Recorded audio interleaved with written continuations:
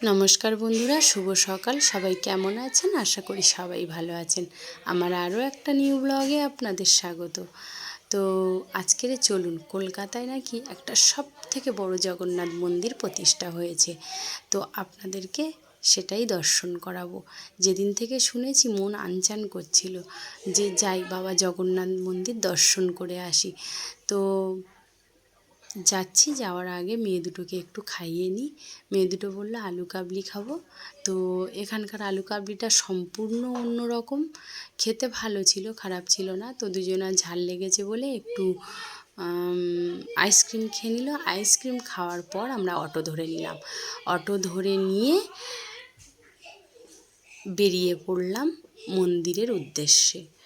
তো আপনারা যারা শিয়ালদার দিক থেকে যাবেন তারাও পার্ক সার্কাসে নামবেন, যে যেদিক থেকেই আসুন পার্ক সার্কাসে নামবেন। নেমে 4 নম্বর থেকে বাস ধরে নেবেন। 4 নম্বর থেকে বাস ধরে নারকেল বাগান নামবেন, বিশ্ব বাংলা গেটের সামনে। নেমে ওখানে বলবেন যে হাজরাতলার মন্দিরে যাব। হাজরাতলায় যে সবথেকে বড় জগন্নাথ মন্দির হয়েছে ওখানে যাব মন্দির দর্শন করতে। তো যে কোনো অটো বাস আপনারা পেয়ে যাবেন। তো আমরা ওখান থেকে অটো ধরে নিয়ে, নারকেল বাগান থেকে অটো ধরে নিয়েছি। অটোটা রিজার্ভ করতে হয়েছে, কেননা অটো পেতে দেরি হয়। তো আমরা চলে এসেছি হাজরাতলার, পৌঁছে গেছি। তো দেখুন ওই যে বাবা জগন্নাথ মন্দির দেখা যাচ্ছে। চলে এলাম জগন্নাথ মন্দিরে। তো মন্দিরটা খুব সুন্দর। বাইরে থেকে এইটা দেখে নিন মন্দিরটা, ভিতরটা দেখুন। ভিতরে 3টে ঘর রয়েছে। একটাতে রয়েছে বজরংবলী, আর একটা রয়েছে জগন্নাথ দেব, সুভদ্রা, বলরাম।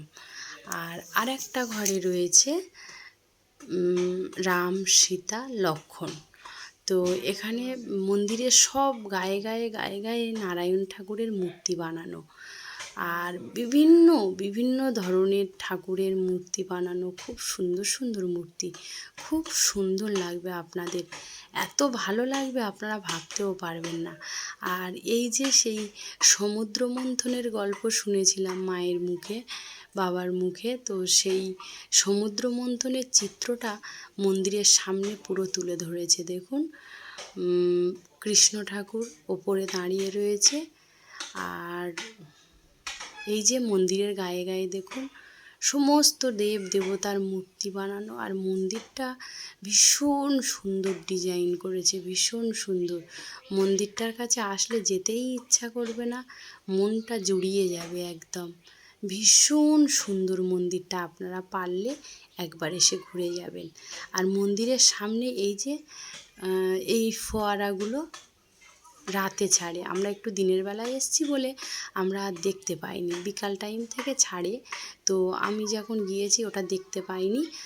চলুন এবার মন্দির দর্শন হয়ে গেল, বেরিয়ে পড়ি। এখানে আসলে আপনারা অনেকগুলো মন্দির দেখতে পাবেন, অনেকগুলো মন্দির, 4-5টা মন্দির দেখতে পাবেন।